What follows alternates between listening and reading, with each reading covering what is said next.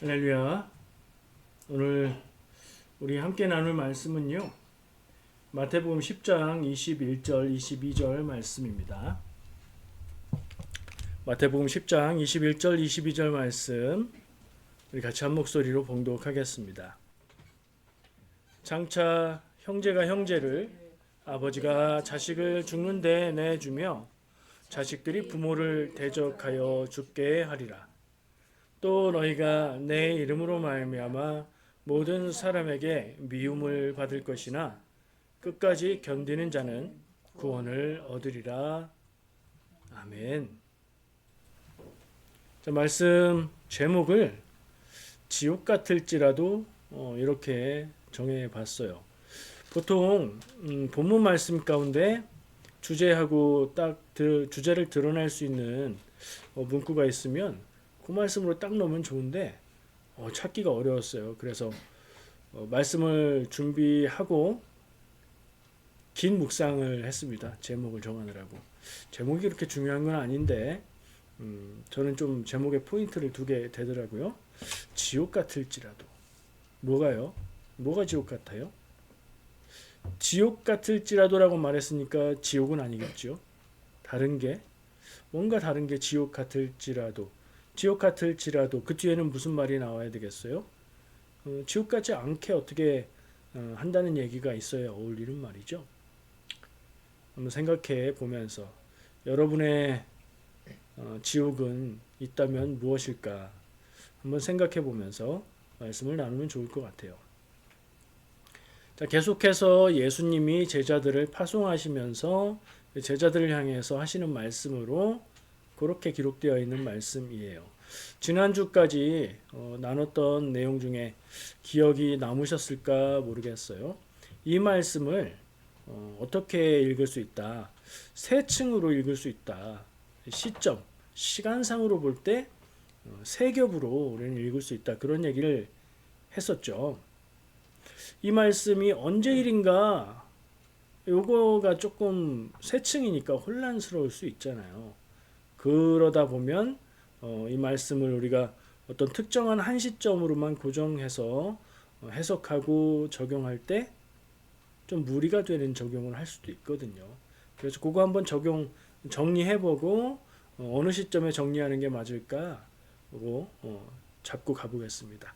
시점 세 가지는 뭐였죠? 첫 번째, 마태복음 말씀에 기록된 그 시점, 그 관점으로 볼 때는 제자들을 전도 훈련으로 파송하시면서 제자들에게 하시는 말씀으로 이어지는 거예요. 그죠? 그게 첫 번째 시점이라고 할 수 있어요.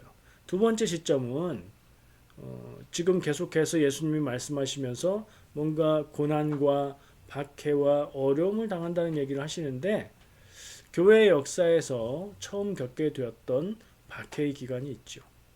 그게 이제 초대교회의 기간이라고 얘기를 하는데 마태복음이 기록되면서 그 시기이면서 그 조금 이후까지 그런 일들을 겪게 돼요. 그러니까 복음서가 기록되고 있는 그 시점에서 현재 이야기였을 거예요. 기록 시점으로 보면. 자, 초대교회가 박해를 당하고 있는 그 시점에 이 마태복음의 독자들이 이 말씀의 대상으로 읽을 수 있는 두 번째 시점이다. 그런 얘기를 했었죠.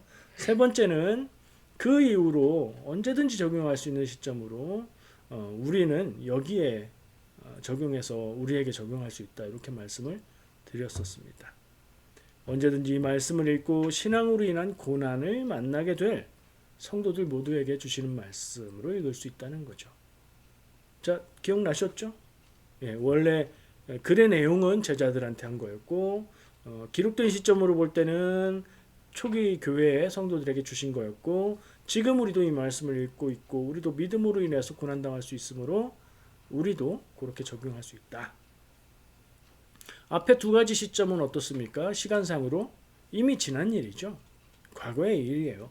그래서 우리가 읽고 그때 그랬구나 이런 생각 말고 내 삶에 어떤 의미가 있나 나는 이 말씀을 어떻게 받아들여야 되나 하는 적용을 할 때는 세 번째 시점으로 적용을 해야 되는 겁니다. 우리의 삶의 인생의 어떤 시점에 삶 가운데 어떤 순간에 우리의 앞날에 고난과 박해와 어려움이 있게 되는 날, 그날을 기억하면서 말씀을 읽고 적용할 수 있다. 이렇게 정리하고 넘어가 볼게요. 자, 말씀의 내용이 무엇입니까? 딱 두 절이고 말씀이 길지도 않아요. 21절 말씀, 형제가 형제를, 아버지가 자식을 죽는 데 내주며 자식들이 부모를 대적하여 죽게 하리라. 어이구. 말씀을 읽고 생각하는 것만으로도 마음이 되게 무거워지는 내용이에요. 근데 이게 시점이 언제예요? 예수님이 말씀하실 때 장차 미래의 일이다. 지금은 아직 아닌 거예요. 그렇죠? 그러나 장차 이런 일이 올 것을 우리가 생각하고 상상할 수 있어요. 생각하면 무섭죠. 제목에 쓴 지옥 같을지라도 라는 말이 그런 때를 상상하면서 적어 본 거예요. 22절의 내용은 뭔가요? 그 이어지는 두 번째 절의 내용은 너희가 내 이름으로 말미암아 모든 사람에게 미움을 받을 것이다. 그러나 마지막 결론으로 끝까지 견디는 자는 구원을 얻으리라. 짧은 말씀이 이렇게 연결돼서 이야기를 해주고 있어요. 어렵고 힘들고 괴롭고 두렵고 무서운 일이 닥칠 건데 장차 앞으로. 근데 마지막에 반전이 있어요. 끝까지 견디는 자는 구원을 얻으리라. 아멘. 자, 이걸 우리 신앙에, 우리의 믿음에, 우리의 삶의 현실에 어떻게 적용할 수 있을까? 읽고 생각하는 것만으로도 사실 굉장히 두려운 그런 내용입니다. 가족을 죽는 데에 내어준다. 아니, 그런 세상에 어디 있습니까? 동물들도 그런 모습을 살지 않고요. 사람들도 그런 모습을 살지 않습니다. 현실에 이런 일이 있을 수는 있죠. 근데 정상은 아니에요. 그런 상황이 있다면. 그렇죠? 형제가 형제를 죽는데 내주고 부모가 자식을, 자식이 부모를 죽는데 내주는 일이 있는 게 정상적인 인간의 삶의 상태는 아니잖아요. 충격적이고 지옥 같은 일입니다. 상상을 그냥 해보세요. 부담 갖지 마세요. 내 현실로 막 와닿게 상상하지 마시고 그냥 그런 세상이 있다면 정도로 상상해 봅시다. 마음의 두려움과 상처가 크게 오니까 내 현실로는 상상하지 마시고요. 역사상 이런 일이 있었을까 하는, 어쩌면 어떤 순간에 일시적으로 이런 일들이 있었을 수도 있겠다. 특정한 사건이나 그런 느낌을 받게 되는데 그렇다 생각해도 굉장히 이건 극단적이다. 그런 느낌을 받게 되지요. 현실로 가족이 가족을 죽음으로, 고난으로 내어놓게 되는 그런 일이 현실에 있을까 하는 상상을 해보면 우리 어른들은, 한국 사람 어른들은 떠오르는 어느 곳이 있습니다. 북한을 생각하게 됩니다. 제 기억에 도덕 시간에 도덕 시험 문제로 가족을 신고하는 그런 제도, 그런 묶어주는 그런 제도 같은 것들을 배웠던 기억이 나요. 근데 그건 상상이죠, 사실은. 물론 그 제도가 언제 있기는 했겠죠. 근데 사실 북한에서 사람들이 사는 모습을 우리는 알 수가 없어요. 상상할 뿐이고, 혹은 매체나 이야기를 통해서 간접적으로 접할 뿐입니다. 탈북한 분들의 증언을 들어보면, 물론 그분들이 이런 얘기를 직접 하지는 않지만 사람 사는 모습의 기본적인 틀을 가지고 가족 간의 애정과 사랑을 가지고 그렇게 살아가고 있다는 느낌을 받습니다. 그래서 적어도 현실에 북한에 그런 일이 있었을 수는 있는데 보편적인 일은 아닌 것 같아요. 참 다행인 것 같아요. 혹은 지금 가족을 죽는데 내어주는 이게 현실에 가능한가 상상을 해보고 있는 거예요. 어떤 시대나 어떤 특정한 장소나 나라 이런 조건이 아니고 이단 종파나 사이비 종교 이런 경우에 있어서 세뇌받은 상태로 정상이 아닌 모습이라면 이런 일이 있을 수도 있겠다 하는 상상이 들죠. 공통적인 것은 아찔하고 지옥 같고 충격적이고 정상이 아니다. 사람들이 이렇게 살아간다면 이건 정상적인 삶, 정상적인 사회는 아니다. 뭐 이런 공통점을 정리할 수 있을 것 같아요. 천륜이라고 말하죠. 부모는 자식을 낳고 부모는 자녀를 아끼고 사랑하고 자기보다 더 애틋하게 생각하고 그 사랑을 받기에 자녀들은 또 역시 부모를 사랑하고 공경하고 이게 정상이죠. 조금 버릇없는 자녀가 있을 수도 있고 조금 사고를 더 치는 자녀가 있을 수도 있지만 천륜을 거스르는 것은 어느 세상에서도 정상은 아닐 겁니다. 근데 예수님이 장차 이런 일이 있을 거라고 말씀하신단 말이에요. 참 두려운 일입니다. 한편으로는 이게 아까 3단계로 볼 수 있다 했는데 제자들의 그 시대에 그리고 초대교회 박해 시대에 다 이런 일이 있고 지나서 지금은 없었으면 좋겠다. 그런 생각도 해보게 됩니다. 근데 세 번째 층에 있었잖아요. 우리가 믿음 때문에 겪게 되는 고난과 이런 상황에서 우리는 이 말씀을 기억하게 되어 있거든요. 그럼 뭘 생각하죠? 우리에게 장차 올 일로 이런 일들이 있고 마지막 시간이라고 생각되는 예수님의 다시 오심 재림 종말의 때 이런 때를 상상하게 되죠. 그러면서 저와 비슷한 연배이신 분들은 떠오르는 게 있을 거예요. 뭐 휴거다. 예수님이 오시기 전에 환란의 시간이 있다. 뭐 그런 이야기들. 잘은 모르겠지만 굉장히 무섭고 두려운 그런 내용들. 그 연결돼서 떠오를 거예요. 그 모습을 기억해야 될까? 저는 이 말씀 앞에서 그런 고민을 하게 되었습니다. 예수님이 말씀하셨어요. 그리고 세 가지 시점으로 적용해 볼 수 있는데 제자들의 그 당대의 시점에서는 이런 일들이 성경에 기록된 건 없어요. 두 번째, 초대교회 박해 시기는 기록들도 남아있고 교회가 박해받았다는 건 사실이에요. 그렇다면 세 번째 시점으로 우리는 이 말씀이 예수님께서 장차 이렇게 이런 일들이 있을 거다라고 말씀하셨으니 이 일은 예수님의 예언으로 반드시 있을 일이다. 이렇게 생각하고 이해하고 받아들여야 할까 하는 고민에 빠지게 됩니다. 너무 두렵기 때문이죠. 너무 충격적이기 때문이에요. 그때가 어떤 시간상 한 시점으로 정해져 있다면 나는 그냥 이 세상에서 인생 살고 내 인생 끝내고 죽음 가운데 휴식하고 있을 때에 왔으면 좋겠다. 뭐 그런 생각도 들어요. 이런 상황, 이런 세상을 겪는다는 건 너무 두려운 일이기 때문이지요. 그런데 이런 일이 반드시 있을 일이다. 구체적으로 예수님의 말씀 그대로 가족이 가족을 죽는데 내주고 뭐 신고하는 거든지 뭐든지 그런 일이 반드시 있을 거다. 아멘. 이게 믿음이다. 라고 한다고 해서 우리가 신앙적인 유익이 있는가 질문을 해볼 수 있어요. 있을 수 있죠. 두려움을 가지고 뭐 믿음을 담대하게 갖고 뭐 확실한 믿음을 가지고 살아야 된다. 뭐 이런 정도의 유익은 있을 수 있어요. 근데 그게 꼭 이런 상황을 상정해야만 있을 수 있는 일은 아니잖아요. 고민을 하게 됩니다.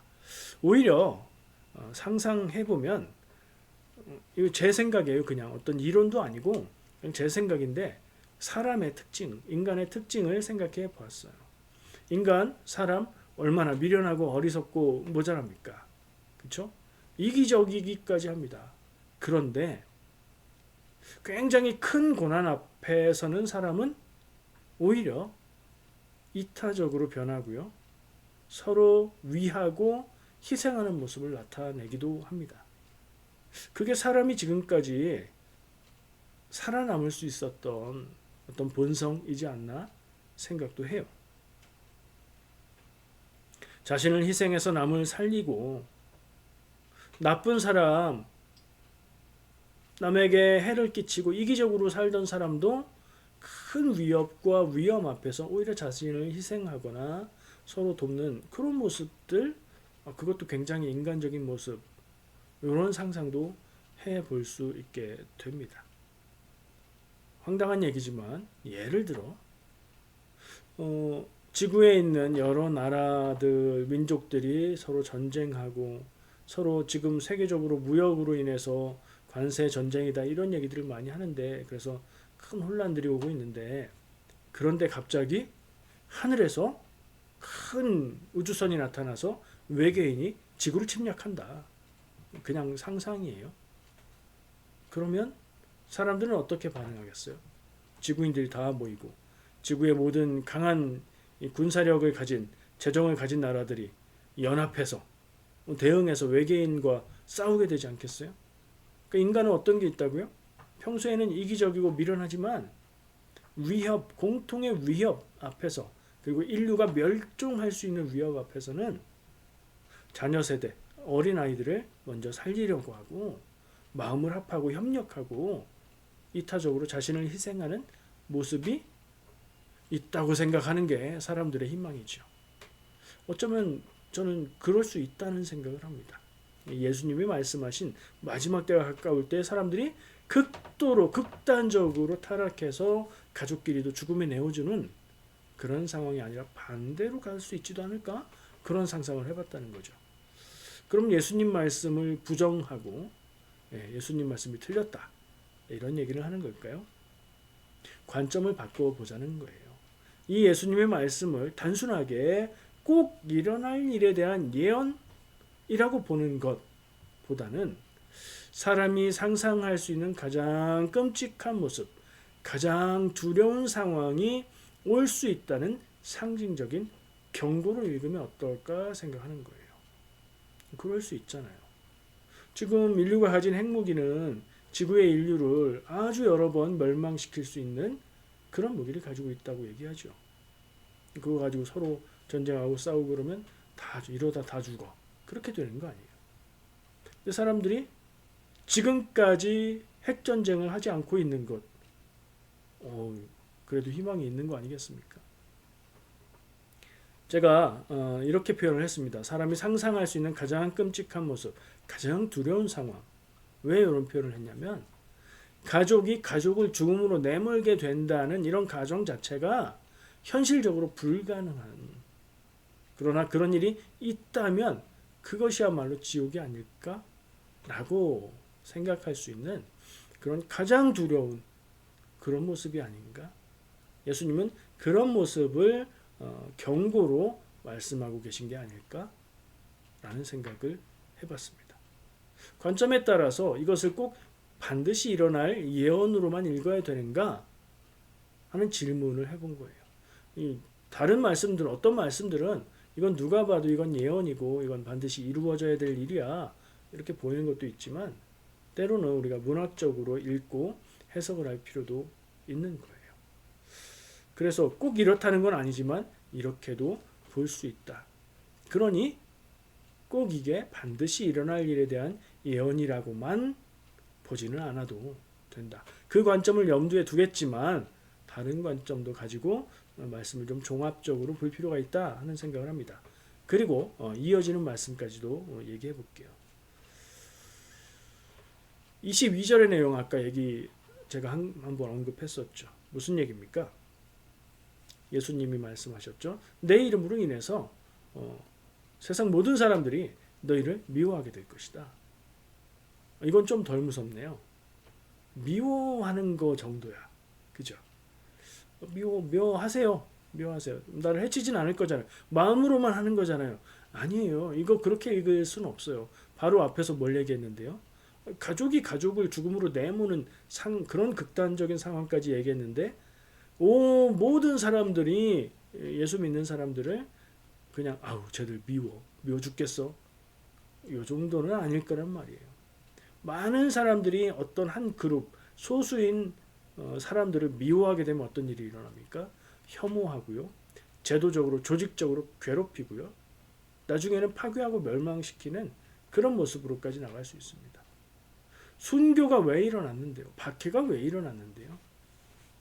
그게 현실로 일어날 수 있는 일이거든요. 그러니까 이것도 사실은 무서운 얘기입니다. 모든 사람들이 미워하면요. 말도 안 되는 꼬투리를 잡아서 핍박할지라도 그게 정당화되는 세상이 될 수 있습니다. 자, 그러면 이 내용들을 한번 이렇게 놓고 멀리서 바라볼까요? 한 가지 얘기는 장차 앞으로 가족이 가족을 죽음으로 내몰게 되는 그런 지옥 같은 세상이 올 거다라고 말씀하시고요. 또 한편으로는 그 같은 때겠죠. 그때가 되면 세상 모든 사람들이 너희가 나를 믿는 것으로 인해서 그리스도인이라는 이유로 너희들은 나머지 세상 모든 사람의 미움을 받게 될 거다. 와, 절망적이지 않습니까? 너무 무섭고 두려워서 이게 현실은 아닐 거야. 피하고 싶은 마음이 들죠. 자연스레. 그래서 제가 관점을 바꿔보자는 얘기를 하는 건 아닙니다. 읽고 묵상해 볼 때에 이 말씀의 진짜 의미가 그냥 그런 불안함과 두려움을 주는 위협의 목적일까 생각을 해본 거예요. 하나님의 말씀, 예수님의 말씀이 그런 위협, 불안 조성의 목적일 리가 없잖아요. 그렇죠? 그럼에도 불구하고 말씀의 흐름은 굉장히 절망적이고 두렵고 위험한 앞날을 얘기하고 있는 것 같습니다. 그런데 반전이 있습니다. 이 말씀의 마지막에 뭐라고 얘기하시나요? 가족이 가족을 죽게 내몰고 세상 모든 사람들이 너희를 미워한다. 그런데 제일 마지막 표현. 끝까지 견디는 자는 구원을 얻으리라. 라고 말씀하죠. 여기에 주목을 해야 됩니다. 예수님의 이 오늘 말씀의 핵심이 앞으로 되게 무섭고 두렵고 불안한 그런 세상이 될 거야의 핵심이 있습니까? 아니면 그러나 끝까지 견디는 자는 구원을 받으리라의 초점이 있습니까? 어디에 있었으면 좋겠어요? 당연히 구원받는다는 얘기에 초점이 있으면 좋겠죠. 그러면 예수님의 말씀에 진짜 하시려는 말씀은 어디 있어요? 우리말로 번역했으니까 저런 표현이 있잖아요. 한국말은 끝까지 들어야 된다. 그런 말 있죠. 영어는 중요한 얘기를 앞에 하는 경향이 있는 것 같기도 한데 그냥 표현이지만 그런 생각을 좀 해볼게요. 여기다 적용해 볼게요. 마지막에 나와 있는 끝까지 견디는 자는 구원을 받으리라가 더 중요한 핵심입니까? 아니면 이렇게 무서운 일들이 있을 것이다가 더 핵심입니까? 예수님이 우리에게 이런 일들이 있을 거니까 너네 무서워하고 불안해하고 두려워해라 하는 말씀을 하고 계신 겁니까? 이런 일이 닥칠지라도 끝까지 견디는 자는 구원을 받을 테니 두려워하지 말고 불안해하지 말고 믿음을 가져라 라는 얘기를 하고 계신 겁니까? 말 하나만 아닙니까? 예수님은 이 마지막 말씀을 하시려고 앞에 얘기를 하신 겁니다. 그렇죠?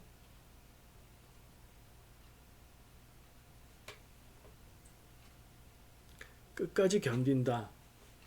이 표현을 우리는 집중해 봐야 합니다. 끝까지 견딘다.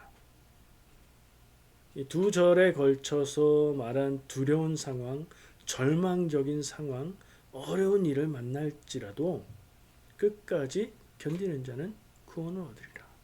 이 끝까지 견딘다는 게 무엇을 어떻게 하라는 것인가? 이 구원은 무엇인가? 여기에 초점을 두고 묵상해 보아야 합니다.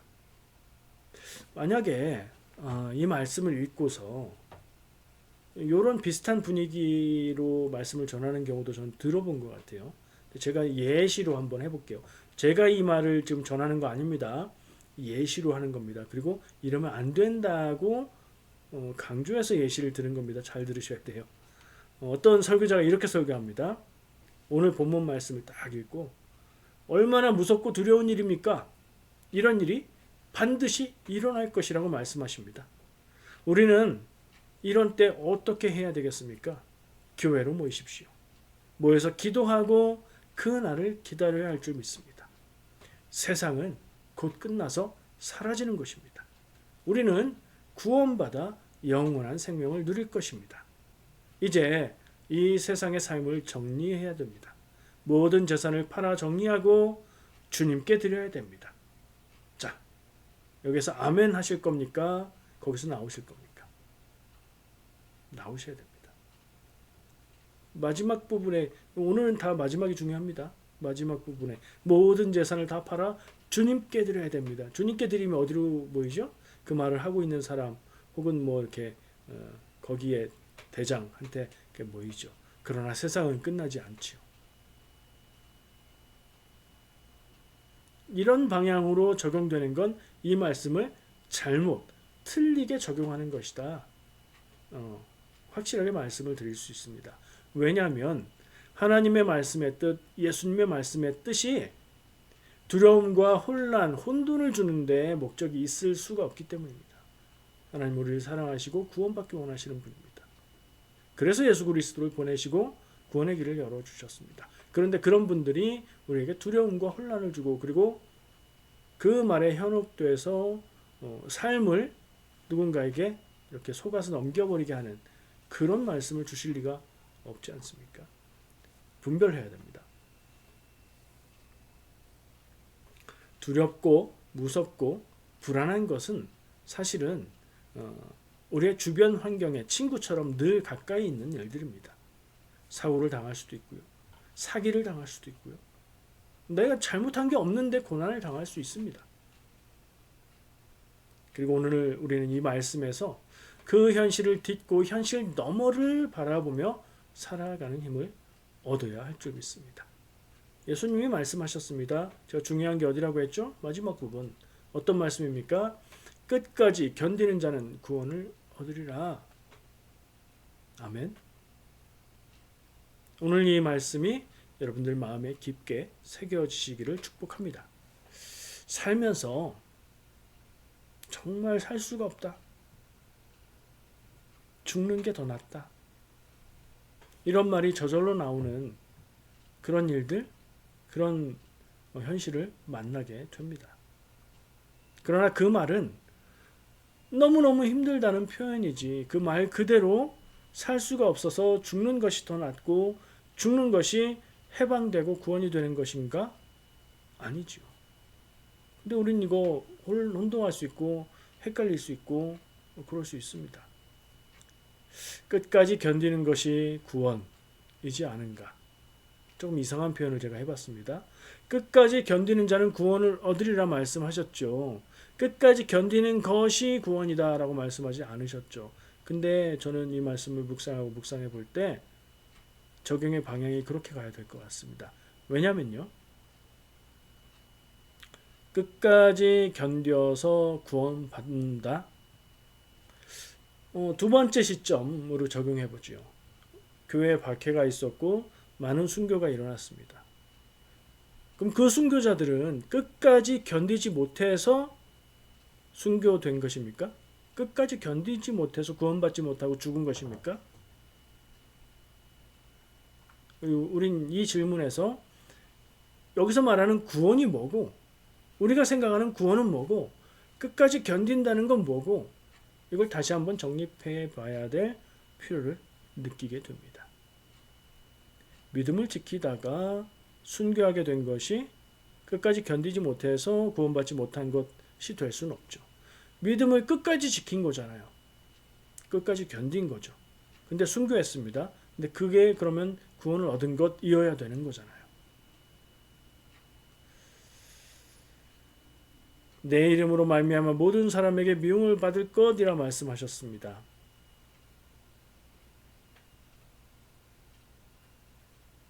이것도 같이 그렇게 적용할 수 있습니다. 현실에서 이런 일들이 일어났을 때에 그 고난과 어려움들로 인해서 내가 아프고 힘들고 괴롭고 두렵고 불안하고 그럴 수 있습니다. 근데 그런 때 끝까지 견디는 건 무엇인가? 버티고 삶을 포기하지 않고 끝까지 그냥 살아남는 것일까? 끝까지 살아남을 수 없는 순간이 되면 어떻게 되는데요?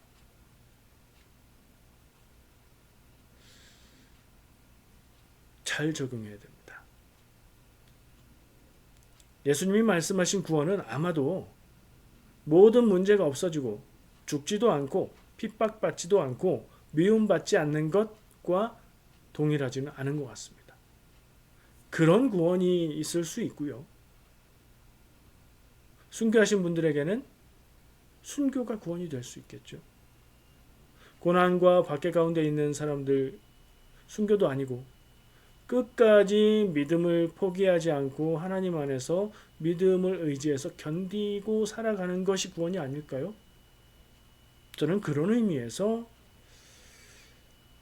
끝까지 견디는 것이 구원이다.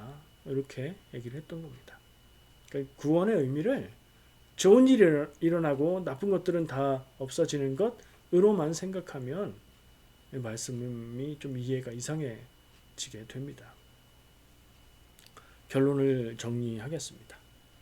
살다가 정말 지옥 같은 순간을 만난다면, 오늘 우리가 이렇게 말씀을 함께 나눴으니까 그때에 오늘 예수님이 하신 말씀이 지금이 그때구나 하고 기억나시기를 바랍니다. 그리고 딱 생각나야 될 것, 꼭 기억해야 될 것, 우리가 박해받는다, 가족들이 죽게 내준다, 그런 내용들이 아니라 꼭 기억해야 될 것은 마지막의 말씀. 끝까지 견디는 자는 구원을 얻으리라. 포기하지 않는 것이 중요합니다. 삶을 포기하지 마라. 이것도 중요하지만 그게 다가 아니라 믿음을 포기하지 않는 것.